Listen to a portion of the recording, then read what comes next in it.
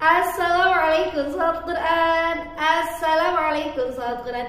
Alhamdulillah nih sahabat Quran berada. Hari ini sama sekali kita bertemu lagi. Dan video sebelumnya Katia sudah kasih tentang tips-tips, pokoknya program-program apa saja, kegiatan-kegiatan yang bisa diisi oleh anak-anak di bulan Ramadan. Kegiatan apa saja yang sudah diprogramkan, yang sudah dibukukan dan sebagainya. Itu bagus banget buat inspirasi teman-teman kegiatan-kegiatan yang terjadwal. Nah, hari ini Katia mau ngasih tips apa lagi ya Katia ya. Tepatnya masih di sini dan Katia masih pakai baju ini. Ini kelas anak-anak taman keren. Nah, hari ini tuh Katia mau ngasih tips dari pertanyaan dari sahabat Quran juga. Jadi sudah waktunya untuk menjawab pertanyaan. Kayak banget. Tereng. Bismillahirrahmanirrahim ya. Nah, ada yang bertanya, Kak Tia bagaimana sih bagaimana penilaian terhadap anak-anak sekolah TK, TKA mungkin ya yang kecil atau PAUD dan sebagainya mengenai artikulasi anak-anak dari tahsin atau tahfiz ya. Karena kan ada yang cadel, tidak jelas dan sebagainya. Nah, ini yang perlu ditinjau dulu.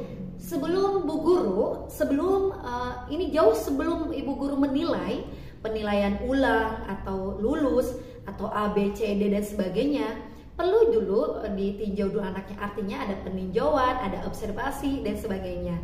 Jika kita tidak sekolah tidak mengadakan observasi anak, maka sudah sepatutnya dan sewajarnya guru mengobservasi anak. Mau observasi itu pada saat MOS.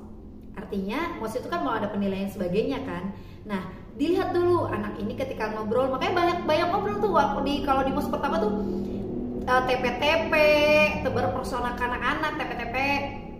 Kemudian SKSD, sok kenal sedekat. Kemudian yang ketiga banyak-banyak ngobrol dan curhat dan sebagainya agar kita mengetahui anak ini cadel hurufnya apa. Karena katanya pernah mengajar anak Down syndrome.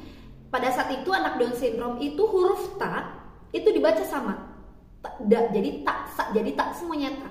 Kecuali ba, a, ba, kalau tak ya tak. Jadi ketika Katia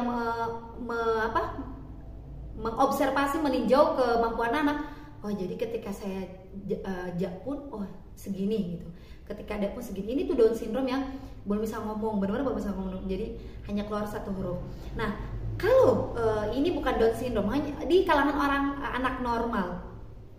Ketika ibu mengobservasi, oh ini cadelnya di ro, oh ini cadelnya di ja.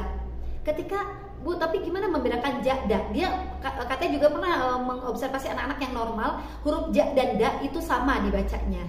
Itu bisa saja teman-teman nulis gambar baju dan dada namanya. Baju, dada. Contoh, dia baju pun badu, dada pun dada. Otomatis di tahsinnya tuh ja dan da tetap diluluskan ketika kok ja jadi da gitu. Karena ketika mengobservasi, ketika ngobrol pun seperti itu. Itu jika memang ditahsin. Kalau di tahfiz kita mengobservasi ngobrolnya aja kurang lancar. Karena di sini aja di Taman Quran, anak Taman Quran yang hampir mau 1 juz, itu justru anak-anak yang kemarin yang terbaik sekarang jadi terfavorit, itu justru cadel tapi lancar banget. Ketika tadi kan pengetesan melanjutkan ayat lancar gitu, dan lancar memang belum artikulasinya belum jelas. Kemudian sifatul huruf atau marujul hurufnya memang belum jelas.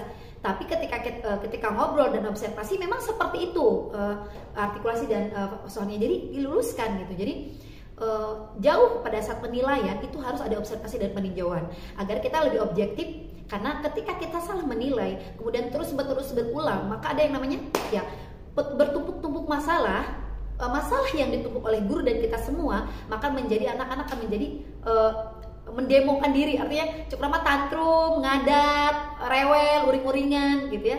Dia akan marah gitu ya. Selain marah dari diri sendiri, malah juga ke orang lain dengan tantrum, rewel, nggak mau ngaji, nggak mau apa. Nah, itu yang harus kita hindari dari mungkin ketidaktahuan kita, atau kita tidak meninjau dan mengobservasi atau menilai anak secara sebelum menilai secara pasti kartu prestasi. Seperti itu ya.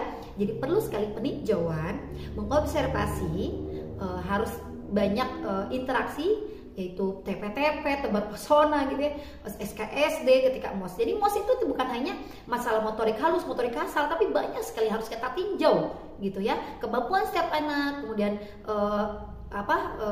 kebiasaan setiap anak, kemudian hal-hal yang tidak disukai anak gitu ya.